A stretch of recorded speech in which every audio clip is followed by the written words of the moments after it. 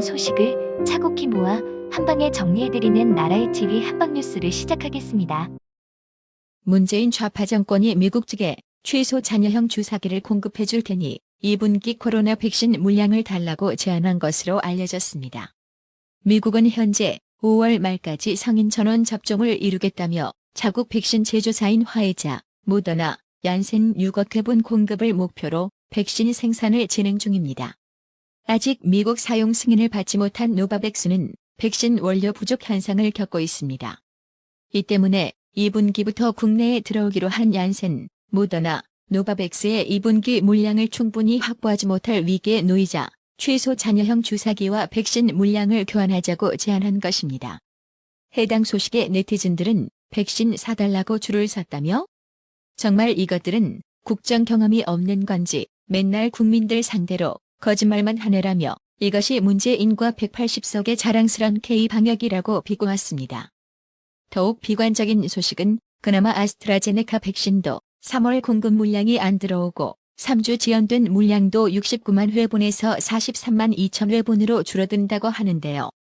그렇다면 일본은 다시 지지 않겠다던 문재인, 일본 상황은 어떨까요?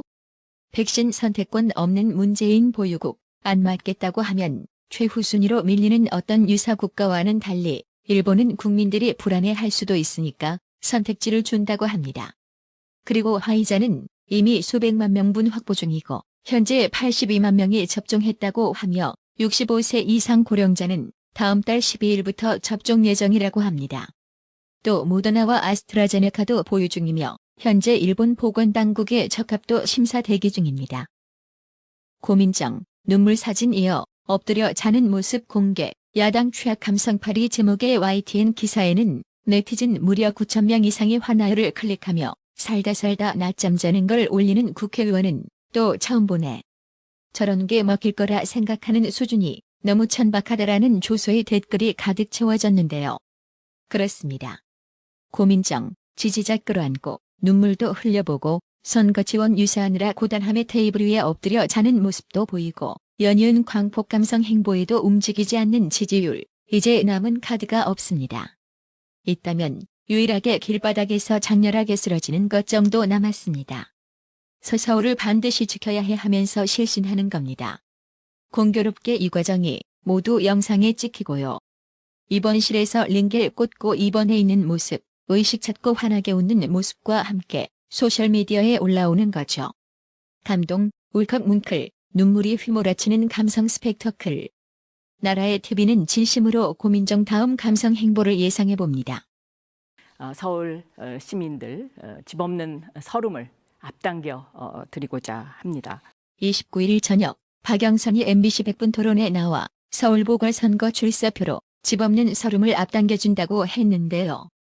안 그래도 집 없어서 서러운 서민들 그 슬픔을 좀 더 앞당겨주겠다니 참 기가 막히는 공약도 다 있구나 싶네요. 배현진 국민의힘 대변인은 이날 자신의 페이스북을 통해 오세훈, 박영선 MBC 100분 토론 시청 소감을 남겼는데요. 배현진 대변인은 서울시장 후보 TV 토론 기대하고 봤는데 박영선 후보 캠프는 반성 좀 하셔야겠어요. 상대 후보 네거티브에 치중하느라 박영선 후보에게 공약 공부하실 시간도 안 들였나 봅니다. 울음이라도 터뜨리실까봐 조마조마했습니다. 대한민국 수도 서울특별시의 장은 국무회의에도 참석하는 대한민국 유일의 장관급 광역지방자치단체장입니다. 그만큼 막중한 자리입니다. 본인이 내건 공약의 예산 정도는 계산 가능한 분이 하셔야 맞지 않습니까? 라며 토론 내내 상대 후보 흠집내기에만 열을 올린 박영선을 겨냥해 일침을 날렸습니다. 며칠 전 민주당이 서울시장 보궐선거 지지율 만회를 위해 서울 거주 중국인 표심 잡기 나섰다는 기사를 소개해드렸는데요. 김진태 전 의원은 조선구마사 포스터를 게재한 후 조선구마사를 아시나요? 최근 역사 왜곡 논란으로 2회 만에 종영된 드라마입니다. 세종을 형편없이 만들고 조선 기생집에서 월병과 중국식 만두를 먹는다는 설정의 거센 비판을 가져왔습니다. 온 국민이 힘을 모아 중국 동북공정 문화 침략을 몰아낸 사례입니다. 그런데 이번 4.7 선거에 조선구마사가 재등장할 판입니다. 민주당은 서울 거주 중국 화교들에게 투표를 독려하고 있습니다. 이들은 외국인인데도 지자체장 선거권이 있기 때문입니다. 박영선 후보는 집은 일본에 투표는 중국인의 도움을 받는 현대판 민배입니까? 이번 선거는 중국과 대한민국의 대결입니다. 시진핑은 몇 년 전 트럼프를 만난 자리에서 한국은 역사상 중국의 일부였다고 말했습니다. 이런데도 문 정권은 공식항해 한 번 한 적이 없습니다. 나라의 위신이 영 말이 아닙니다. 이번에 꼭 투표해서 대한민국이 자주 독립국가라는 걸 보여줍시다라고 직격했습니다. 한국사회여론연구소의 부산시장 보궐선거 여론조사에서 박형준 국민의힘 후보가 김영춘 더불어민주당 후보를 거의 더블 포인트 격차로 앞서고 있는 것으로 나타났습니다. 민주당이 박형준 후보에 대해 NCT 의혹 등 네거티브 총공세를 펼치고 있으나 선거 판세가 거의 미동도 하지 않고 있는 양상입니다. 30일 한국사회여론연구소에 따르면 프레시안 의뢰로 지난 28일에서 29일 이틀간 부산 유권자 1,004명을 대상으로 부산시장 지지도를 조사한 결과 박형준 후보가 57.9%, 김영춘 후보가 31.5%로 나타났습니다. 결국 이 같은 여론조사 결과는 문재인 좌파 정권 심판론이 우세해서 진실, 실체 여부도 불투명한 상대 후보 흠집내기용 네거티브 따위가 국민의 눈과 귀에 전혀 들어오지도 않는다는 반증인 거죠. 진중권 씨 역시 29일 자신의 페이스북에 네거티브, 백날 해봐라, 통하나라며 사람 보고 찍는 것 아니다라고 썼습니다. 4.7 재보궐선거를 앞두고 네거티브 공세를 펴고 있는 더불어민주당을 비판한 것입니다. 또 29일 열린 서울시장 후보 토론회에서 더불어민주당 박영선 후보가 국민의힘 오세훈 후보의 내곡동 처가 땅 문제를 집중 공략하는 것에 대해서도 진중권 씨는 자신의 페이스북에 대중의 분노를 읽어야지 지금 사람 보고 찍는 것 아니다며 막대기를 세워놔도 당선될 판. 막대기는 심지어 망언도 안 한다고 적었습니다. 안 그래도 LH 투기 여파로 민심에 불을 질러놓고는 민주당이 또 똥보를 쳤습니다. 30 더불어민주당 의원 등 범여권 의원 73명이 발의한 민주유공자 예우법에 대한 비판 여론이 비등하고 국민의힘도 비난 공세를 퍼부으면서 민주당에게 또 하나의 선거 악재가 되고 있습니다. 임종석 전 대통령 비서실장의 박원순 예찬, 김상조 전 청와대 정책실장의 전셋값 14% 인상에 이어 운동권 특혜법 파문까지 연일 여권이 자충수를 두면서 4.7 재보선에 출마한 민주당 후보들을 더욱 궁지로 몰아넣고 있는 양상입니다. 전두환 시절 1983년 학생운동을 했다가 옥고를 치룬 민주화운동 유공자 김윤 씨는 30일 페이스북을 통해 나는 이른바 민주유공자 예우에 관한 법률 제정에 반대한다며 나는 지금 민주화운동 봐라, 사리 사용만 채우고 대한민국을 구렁텅이로 몰아넣고 있는 자들과 한때 동지였다는 사실이 한없이 부끄럽다고 질타했습니다.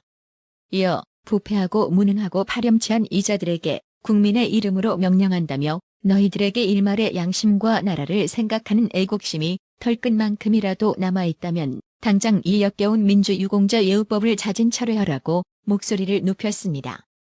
김영환 전 의원 역시 이러려고 민주화운동 했나? 무엇을 이 이상 더 받는단 말인가라며 아주 그동안 한줌 남은 가오마저 걷어를 내는구나.